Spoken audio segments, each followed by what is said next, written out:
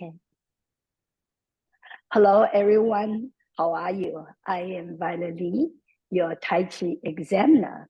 And today, I'm going to have a real fun session with Rachel Santos. Rachel is a very humble and very passionate and loving person. And even though she has been teaching the healing art of Qigong as well as water therapy, but she is so modest. She will not allow me to address her as a 师父. 师父 it is a Chinese a term and means a teacher, and 师父. But she will not allow me to say that, so I'm not going to say that. I just call her Rachel. Yeah, Rachel, you want to say hello to everyone? Hello, everyone. And thank you again, Violet, for inviting this conversation. It's really a pleasure to be here with you. Thank you. Thank you very much. And so maybe because my ignorance, I know there are many different type of modalities, and as far as to do the healing art, and we know Tai Chi, Qigong, and these are the healing art, Reiki, and then yoga as well.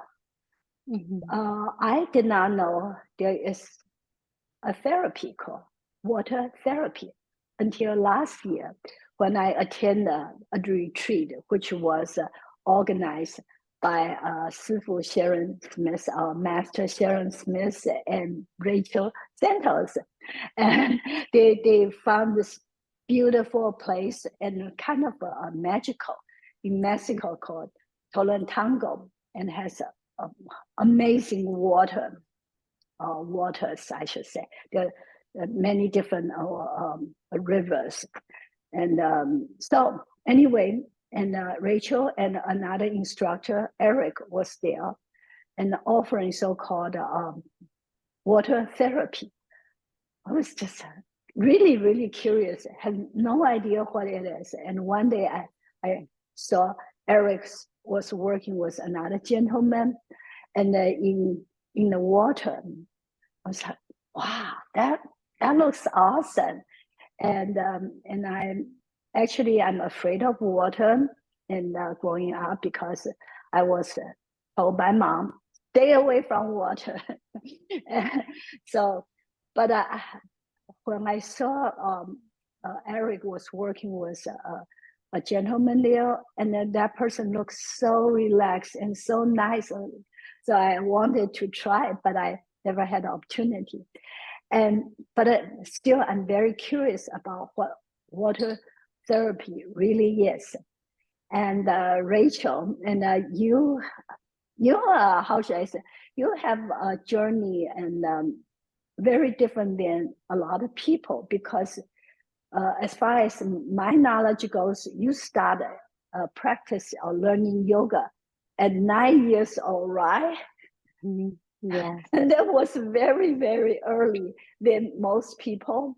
And then you found interest in the Eastern philosophy at 5th grade or 6th grade, something like that, right? Around the same, yeah. Around that time. So yeah. Would you mind share with us, what is your journey of learning this Eastern philosophy and all different modalities of healing art with us? Yeah, sure. Well, I had a theater teacher, a theater director, actually, of a production that I was in. I did a lot of theater as a kid, and she would guide us in yogic practices and yogic breath work and meditation as part of our warm up for rehearsal, or sometimes after rehearsal as part of our cool down. We would lay down in Shavasana like you lay down at the end of a yoga class, and we would do deep breath work as well, sometimes a style of breath work known as rebirthing. And so that exposed me to, like very deep mind body experiences and the philosophy and history that they came to, that opened that portal for me to have an interest, and then to start learning and studying and like go to the bookstore and sit on the floor in the spirituality section and just read whatever I could, or take things out of the library. So I was definitely interested in Eastern philosophy growing up from that time, like age 9, 10, and onward, really. And then just after high school, I apprenticed with a massage therapist and a shiatsu practitioner, and started learning energy healing, like balancing the chakras and Reiki and all that kind of like energetic work applied to healing. So working one-on-one with people, and that started, another journey, and then different modalities, Thai massage and My other things. God. Yeah, and it was a winding path. And, all along, I also continue my interest in dancing and different styles of dance. But the two really came together in such a beautiful way when I found the water work. And, But you you said, also went to Japan, right? And then mm-hmm, to study yeah. Qigong and also like Dao De Jing. Was that true? Also, Yeah, I think I had read Dao De Ching even maybe in sixth or seventh grade.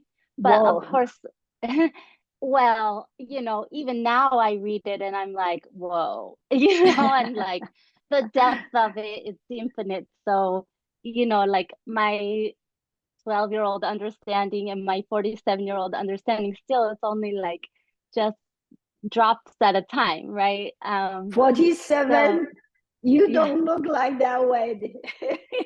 Qigong works. That's As very, you very know. true. Yeah. I mean, I say that all the time about my own teachers, about Sharon, about Master Chia. I'm like, I have these amazing teachers in their 70s and 80s, and they're so full of vitality. They're just like tigers, like, so much energy and health and radiance. And it's the practices, they work. Wonderful. Yeah. Sorry for Yeah. interruption of what Not you at were all. trying to Not at say. all. And then so go ahead and tell us and how everything merged together for you. And yeah, So I encountered an aquatic massage practitioner in a dance residency in Thailand in 2012. And oh no, I'm sorry, was it 2013? I think so. no, that's close In enough. close enough. So he was giving sessions in the water, like what you saw Eric do. Actually, he's a friend of Eric, I think, as well. They studied with one of the same teachers. And so that style at the time was aguahara, which is a very well-known style in the world of aquatic therapy. And there are like little pockets of communities of teachers and communities who practice together aquatic dance and aquatic therapy. So they kind of go hand in hand. And What's the difference? well, I would say the dance is also therapeutic, so it's kind of hard to delineate. But the difference is that a session of aquatic therapy might be one therapist and one client, and I the see. therapist is giving the session and the client is receiving. Where a dance, even if it's only two people, it's more interactive. So it might feel like a very therapeutic experience, and I believe it is. I think dance is therapeutic in general, especially in the water, because the water just gives us so much. Um, So the do dance people is need to interactive. know how to dance? Like myself, I No. cannot dance, and so Oh, I've seen you do forms, Violet. You're an amazing dancer. no. I, that's a separate story. But anyway, so people don't really need to know any formal dancing, and they No, can join there's the aquatic dance, right? yes, absolutely. There's no choreography to it. It's really about tuning into our inner waters, right? We're like 75, 85% water, depending on how you measure. On a molecular level, it's even into the 90% water. Wow. And so all of our water is moving, right? There's an inner dance. All of our organs are moving and pulsing. Our kidneys have their little dance, right? So it's about tuning into our inner waters and then allowing the inner water and the outer water, if we're in the ocean or if we're in a pool or a hot spring or whatever water we may be in, allowing them to have an organic dance that unfolds. And then sometimes we do that with other bodies, right? With other dancers in the water. So we'll engage and interact and kind of like like fish dancing together. We'll move around and through each other.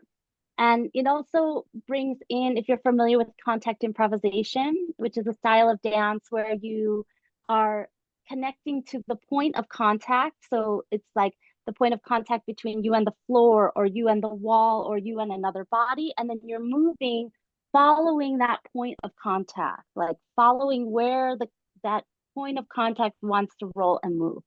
So contact improv definitely informed water dance. I would say a lot of the people that kind of developed it also were interested in contact improv. So they brought that into the dancing aspect. And then the therapeutic side of things, there are a couple of different streams or sources, like, wells that it sprung from, and then those expand into many rivers. So one is Harold Dull, who developed Watsu, and Watsu is probably one of the most famous, oldest, and well-known styles of aquatic therapy, and that was developed in Harbin Hot Springs in California. So he was a shiatsu practitioner, so he's working with the meridians and pressure points, and then took that into the water and started applying those techniques in the water and noticed, like, wow, there's so much more here. And then So this he is the and several, Watsu you are talking this about, is right? Watsu, yeah. WATSU, Watsu, water Exactly, which shiatsu. is Okay, short for water shiatsu. I see. Mm-hmm. Yeah. So he developed that, and then many people who learned from him or with him or were kind of around that time, because at that time Harbin Hot Springs was, and still is to some degree, a place of a lot of healing arts and healing artists that would come together, and it was kind of a laboratory, like a learning laboratory where things would develop. So Mm-hmm. a lot of people have taken his work and then expanded on it or gone in different directions. So there are a lot of different styles of aquatic body work now. And that is one of the, I would say, like source, like grandmothers of the work that I do. And another one is Jansu, which was developed in India, in Goa, sorry, not Goa, Pune, around Osho's ashram. And I studied with two apprentices that learned with the founder, one, Viatoro, who was known as Patik. But I didn't have the opportunity to meet him while he was still embodied. So I studied with two of his apprentices, and they are both based in Mexico. And there's a very large aquatic community in Mexico. And that style is known as Jansu. I see. JANSU, is that how it is? Janzu, Jansu. ZU. Okay, thank you. Yeah. Okay. Mm-hmm. And they're very similar. There's little nuance distinctions between like Aguahara and Jansu, but they're very similar in the end, Are and there really like other styles, or there are many many. others? Many others. Yeah. Uh-huh. Yeah. The teacher who first introduced me, his style is called Wata, but he studied both Aguahara and Jansu and then developed his own thing. And I think other things as well. He had a big background in healing arts even before I think he came into the water. Like many of us, we find our way into the water, but already with a little treasure chest of other learnings that we've picked up along the way. Yeah. Yeah. Well, There's as far water as dance. I'm sorry, go ahead. No, that's okay. There's a whole like European contingent of water dance or Wasser dance, I think it would be pronounced more or less, from Germany. And I think that brought in aspects of like dance theater and brought that into the water. So yeah, there's many styles and many little pockets around the world of people who practice. Mm-hmm. So you is a lifetime dancer, and then you have learned Qigong and yoga, and for many, many years, and then you actually learn from Grandmaster Manta Chia, and he's a universal healing Tao system. So Mhm. with all this knowledge and also your own understanding of Eastern philosophy, and does that affect you when you put your how should I say, water therapy? I believe it's called Aqua Flow, right? Together, Mhm. do all these things converge together and for you? Absolutely. Uh-huh. Yeah. Mhm. So what would you say the features of your Aqua Flow? And Well, um, I would say that Qigong is probably what taught me the most about allowing the elements to be my teacher. Um, and tuning into nature and the qualities, like recognizing the qualities of each element. And then, so applying that into the water work, it's like really tuning into the water. And and so whenever I go into a session, it always is with that prayer and intention of let the water guide us, let the water reveal what we're ready to receive. And the water is a medium or an element of many treasures, right? And wisdom. So I think she she gives us many gifts. And the water also has the ability to dissolve. So that intention is also like letting the water dissolve whatever we're ready to let go of. Um, and then in terms of like structure and technique, well, when we're giving a session, when we're supporting someone in the water, we are very much in like a Tai Chi stance or a Tai Chi dance. The movements are very, very much like if you're watching someone do Tai Chi form underwater as as the giver in a session. And as the receiver, it's like an exploration of how much can we surrender and trust and give ourselves to the water, right? And then that's that exchange of we give ourselves mhm. to the water and then she gives us so much from that depth of mystery that she is. So yeah, I think all of that relates to Qigong and Qigong practice and Qigong philosophy. So, what is the reaction of your students or people you work with? And then, is there any stories to share? Of course, before you say that, I remember last year at the Be Like Water retreat in the last day, and I don't know if you call that as a water therapy or not, but you were holding some flowers in your hand, and then you Mm, walk into the river, and it was just so beautiful. And so then other attendees of the event, they follow you into the water, and then I saw really happy smile, and the people was just having such a great time. And but some of mm, the people also have tears of joys. And so later on, I approached some of them, and I was told they had a like epiphany, that mm, time.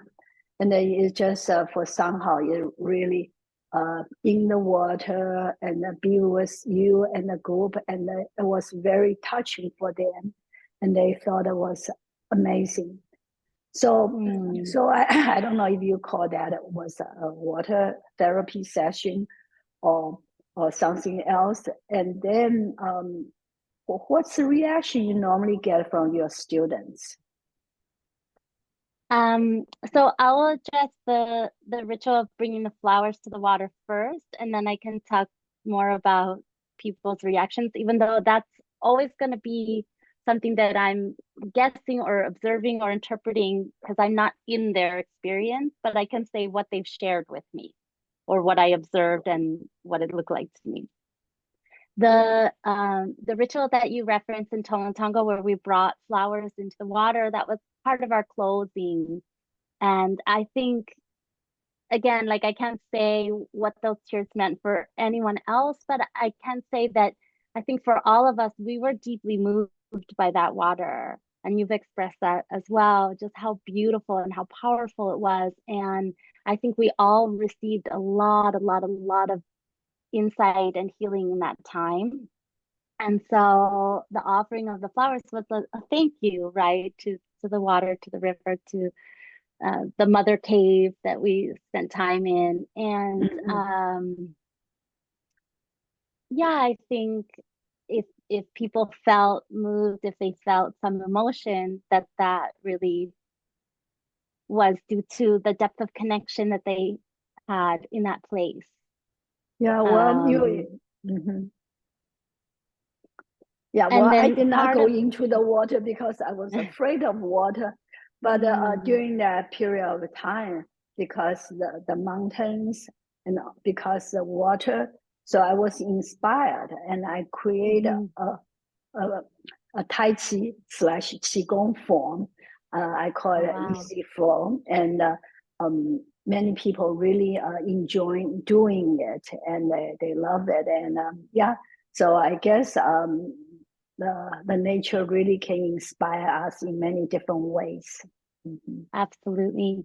And even if you didn't go in, Violet, I think you were definitely deeply touched by it, even just seeing it and feeling like the momentum of movement, that powerful river and the sound, like that valley is so full of sound. And we're touched by that, even if we don't get our hands or feet wet, right? Like that is washing through our cells 24/7. So, clearly she gave you some gifts of inspiration as well, even if you didn't dunk your head. Well, speaking of the retreat, so again, I want to thank you and Sharon, and you are organizing another one, and it's called Shedding, right? And Mhm. it will take place end of January 2025. I cannot believe it. 2025 actually is right around the corner, Yep. and that's a different location, and but I look at some of the pictures and video. It's beautiful, and also have very nice water.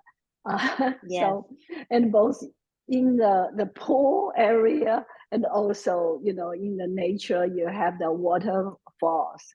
So That's so right. you so are you going to do any of offering any water therapy for attendees? Yes. So I'll be offering sessions in the pool. Would love to get you on the schedule for that. Yeah, And I will try to be brave. Actually, last time I was trying to sign up with Eric, and you were busy, so I was trying to sign up with Eric. It turned out he was fully booked anyway. So yeah, this time I want yeah. to get there early and then yeah, to get myself really wet.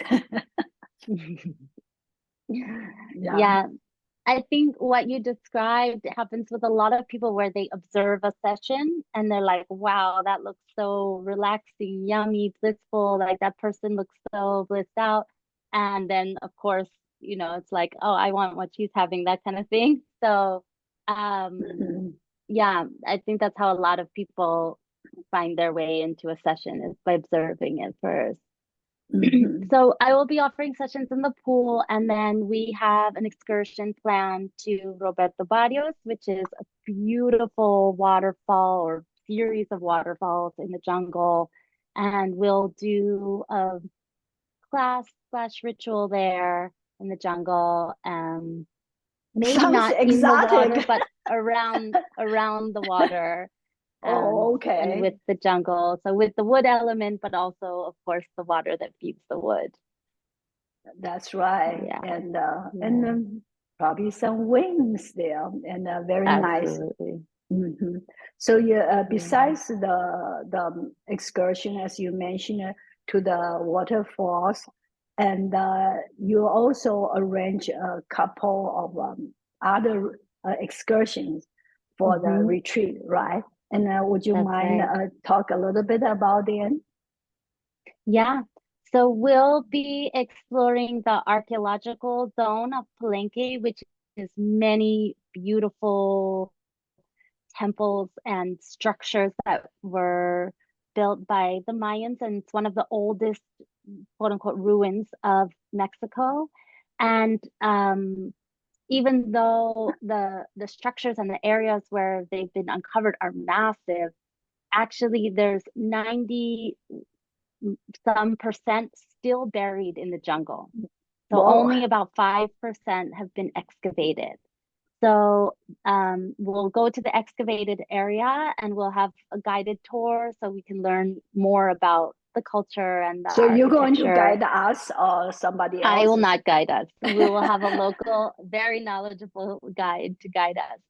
And then we'll also have a guided tour on alternate days. So one morning we'll do the archaeological zone and one morning we'll do the jungle, because in the jungle then you can still see a lot of the buried temples. Like I see. you're walking up this jungle trail hill with big trees and vines, and then you realize like, oh, I'm standing on what may have been a temple or a But then residence of royalty or something, it's I hope we yeah. were not destroying those ruins Mm, by standing on top of I don't it. I don't think they're that fragile, because the roots of the trees and the dirt is all, it's not like they're, I don't know. I maybe I shouldn't say what I don't know. But to me it doesn't seem like it's the kind of thing that you touch and it'll fall apart. It's like it's held up by the earth and the roots of the Okay. trees. Yeah. So Mhm. it's more likely once something's uncovered, then it's more fragile. But once while it's buried, then it's more safe. Yeah. And so That makes there's a sense. little bit of Indiana Jones feeling of like going in and kind of climbing down into little crawl spaces where you can see the stones of the buildings. And it's very beautiful and mystical. Wow, sounds really, really exciting. And then for all of you, and I guess I have to make a disclaimer, and I am invited back to teach there as well. And so that's my relationship with the retreat. And We're so glad you're coming, Violet. well, I'm so glad that you and Sharon spent so many hours and to find amazing places for us to do the healing art, and it's wonderful. Well, thank you very, very much, Rachel, for coming today and to talk with us. And do you have any final words and you want to share with us? I feel one piece that I wanted to give you a little bit more of an answer. It wants to come through, which was around how people feel after a session or when they do the water therapy. And I can start with my own experience of my first session that I had in Thailand that just blew my mind and changed my life path to want to do this work and to want to share it. And I felt like it returned me to the womb. Like I felt like I was back in the, you know, prenatal, pre even primordial, like pre-vertebrate. So kind of at the same time being like in my mother's womb, also being in the primordial goo before we were ever land creatures. We were all water creatures, right? All life emerged from the water. So I felt that return to the womb, return to the primordial aquatic Mm-hmm. innate state that all of us come Mm-hmm. from. I also felt like a dolphin. I felt like a mermaid, like, because he was swishing me around under the water, moving me through the water. And I wasn't thinking at all about technique. I was just thinking about sensation. And it was absolutely blissful and cathartic. So I was like laughing and crying at the same time. It was huge release. I felt openness and a dimensionality that even with all the years of dance and movement on land, in the water, you have so much more dimensionality. So I just felt this like opening and freedom, um, and joy, and yeah. And so it was such a deep experience that I wanted to share it. And I won't say that that's exactly the experience that everyone has. Some people come out of it and they're like, oh, that was nice. And it's not really their thing, and that's okay. A lot of people mention feeling a return to the womb, or memories of being back in the womb. And a lot of people have an experience that they describe as cathartic and release. And often after a session, I'll always invite people to give themselves plenty of space to lie down, to let themselves integrate before they move into other things. And often in that space of rest and yin, Mhm. things come through, insights, inspiration, download, like just like things click, right? That the water gave us. So yeah, a lot of people, that's sort of a common thing that people will describe. And some people also come very specifically to work with a fear of water, which is a common thing, and it's very deep. And I have worked with people who have that, who have experiences of drowning in the past, and or experiences of abuse in water. And so it can be very, very healing around that as well. So I definitely should go. If it calls to you, you're definitely invited. The water welcomes us, right? She Okay, receives but us I, as I, we I are. am really fear of water, and so I need to overcome it. So it sounds so amazing, but it's the practice of the aqua therapy. It's only around where you are at Hawaii, right, with lots of water, and the Mexican places. So, um, how about in other area? Um, Yeah. how the popular is this practice? Well, I'd say it's still kind of a subculture where it's like if you know about it, there is a network, there are people out there doing it, but it's still small. My hope is that it becomes big like yoga did. Like 20 years ago, there were not yoga studios in every shopping center, right? But now there are, which is great. It's touched so many people and helped so many people.